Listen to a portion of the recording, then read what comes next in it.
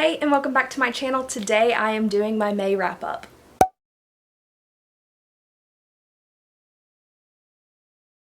So this is not in any particular order, it's just the order that I'm picking these books up. And the first one is Book Lovers by Emily Henry. I rated this 5 stars. It is about our main character, Nora, who works in publishing kind of. She's a literary agent, and she goes on a summer trip to this little tiny town with her sister because her sister needs to get away, and she runs into an editor that she knows that she hates, and then a relationship ensues basically. So it's kind of enemies to lovers, small town romance. I really loved it. I don't know what it is, but Emily Henry books always make me cry. I literally was crying at the end of this because I'm just like, I need a man like Charlie or any of her men. It just is like one of those things where I'm not crying because I'm sad. I'm crying because I want someone to do things for me the way that the men in her books do things for them. And I really enjoyed it. It was a quick read. It was cute. It was one of my anticipated reads for the year. And yeah, it was really enjoyable. So definitely pick up Book Lovers by Emily Henry. Next, I'm going to go into one of my new favorite romance series, and it is the Bromance Book Club series. So I'm going to explain kind of how this series works. But I did rate them all 4 stars. They weren't like 5-star material, but they were really fun, cute, they're funny, and they're just really interesting. I like that it is different. I feel like all romance books, like, yes, they're enjoyable, but they're the same. And this one is told from the man's perspective, which I really liked. So I'll give you a rundown of what each book is about and how they're kind of connected, because I've had a lot of questions on my TikTok about if they need to be read in order or not. And yes, they kind of do. So the first book in this series is The Bromance Book Club. We are following Gavin, who is an MLB? Major League Baseball? Yeah, MLB player. It's set in Nashville. They all live in Nashville. Him and his wife are going to get a divorce. She wants a divorce, and he is wrecked by this. And so the Bromance Book Club basically hits him up and makes him join, because some of his other fellow, like, baseball team members are in this book club, and they read romance books to help be better men for their women. And so he gets initiated into this club and has to start reading a romance book to learn a lesson to try and win his wife back. And so that's what the first book is about. It's about Gavin and Thea and them fixing their relationship. And then the rest of the books feature other book club members or other side characters. And so if you don't read them in order, like, there are things about these characters that you may not see because they're mentioned in the books before them. So yeah, the first one is Gavin's story. Then the second one is a enemies to lovers kind of thing. It's undercover bromance. So this is the guy who started the Bromance Book Club, even though he does not have a girlfriend. His name is Mac. So he helps Gavin in the first book.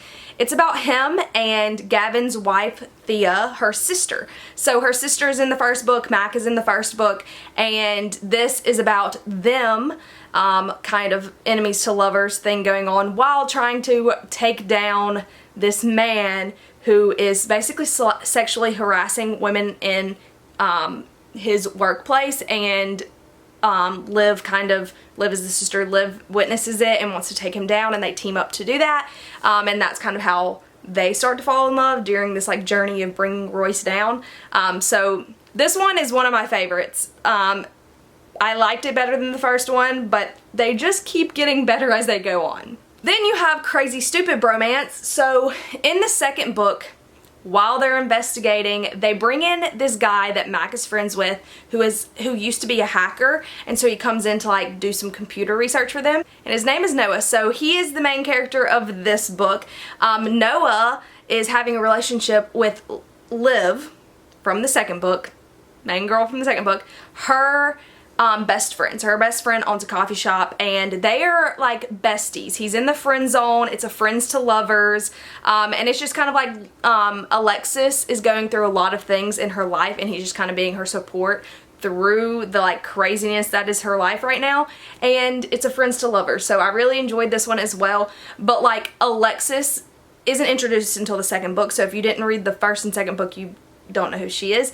And Noah isn't introduced until the second book either. So neither of them are in the first book, but they're introduced in the second book and then get their own book in this one. And then Isn't It Bromantic is the next one that is currently out. There is another one coming out. I'll tell you about that in a second.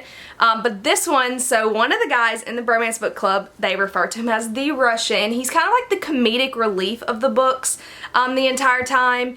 And there's not much past surface level. And so this is his book. It is a marriage of convenience trope. So him and his wife got married so she could get out of Russia.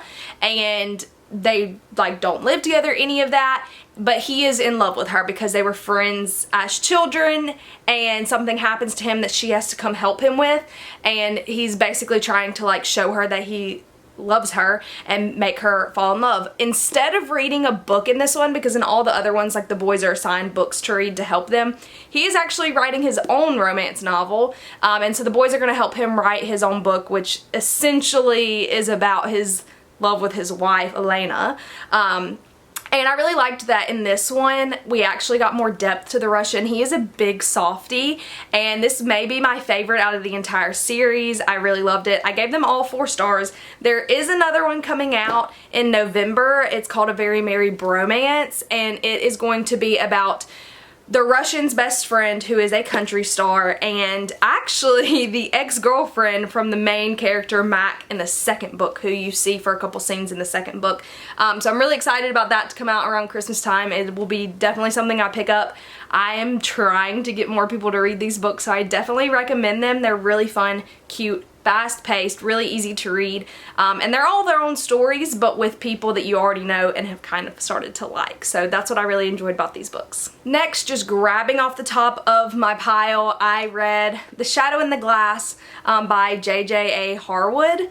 I gave this 3 stars. I didn't love it. I didn't hate it. It is a gothic Cinderella retelling. So we have Eleanor, who both of her parents died, and Miss Pembroke, basically her mom worked for Miss Pembroke and this rich family, and so Miss Pembroke starts to kind of like teach her how to be a lady, teach her French, all these kinds of things. And when Miss Pembroke dies, she is forced to become a maid for this house because her husband does not hold up kind of the promise that he made to his wife to take care of Eleanor. He calls her Ella. Basically everyone that doesn't like her calls her Ella, but her real name is Eleanor. And she is basically not happy. Obviously she's become a maid and she was thinking that she was going to be a lady, and she finds out or realizes that Mr. Pembroke is actually sexually harassing the girls in his service. One of her friends becomes pregnant and they send her away, and so she's trying to protect the other girls in the house and herself from Mr. Pembroke, and she meets the black-eyed woman one night in the library who tells her, you can have 7 wishes, anything you want, there's basically no rules, but at the end of the 7th wish I will have your soul.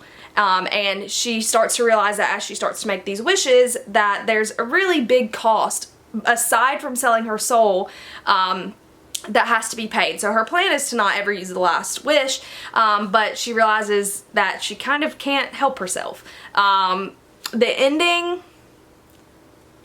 okay, I didn't love it, but I didn't hate it. Definitely if you like fantasy with like kind of a gothic twist, or like any kind of creepy fairy tale stories, definitely pick this one up. So yeah. The next book was a trip, and it was The Secret History by Donna Tartt. I gave it 4 stars. I did really enjoy this, but like, it was just hard for me to get through, which is why I couldn't give it 5 stars. I think it is because this is like a 500-page book, and there's only 8 chapters. Like, the chapters are like 70 to 100 pages long, and I don't do well with long chapters. So it just took me a long time to read. I will say, it's got a lot of stuff. Maybe look up what's in it before you read it. But this is following our main character, who is not rich, but he gets his way into this university on scholarship to study basically like English, and he studied Greek in his community college, and he decides he wants to be a part of the Greek program, but there's only like 5 students and the professor doesn't really take students, and somehow he kind of gets his way into this Greek program that's just a handful of students, and he gets mixed up with this group. So we have a set of twins, we have Henry, who's kind of like the leader, and then Francis? Yeah, Francis is not one of the twins. Charles and I can't even remember what the girl's name is are the twins. and then Bunny. And basically this page 1 starts out and they have killed Bunny. Like literally in the first sentence. So then it goes back in time, and the first book is leading up to that murder, explaining how they got there. And then the second book is the aftermath of that. There is some interesting things that happen, and I really don't want to say more because it will spoil you, but these people are pretentious. They are basically unlikable, and that's the point, is that they're supposed to be these classist, elitist people who are like the worst of society, really, because they think that they are the best and the rules don't apply to them. But like in the beginning you like some of these characters, but by the end of this none of them have redeemable qualities. Like they're all terrible people, and I get that's the point of the book, but I don't know. There's a lot to unpack here, and I don't have time to do that right now, but I did give it 4 stars. It was a really good read. It just took me a while to get through. Next, we have a set of books. So I read both Kingdom of the Cursed and Kingdom of the Wicked.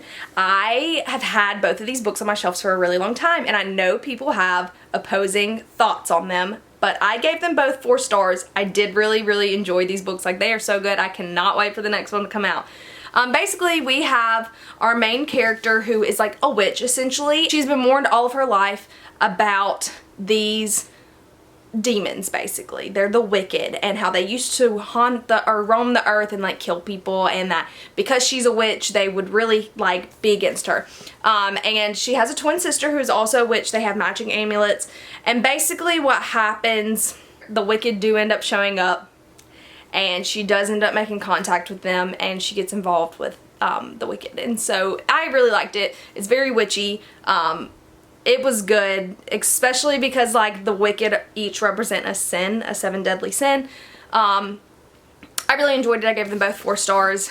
But there's a major cliffhanger in this one, and the next book does not come out till, what, I think November?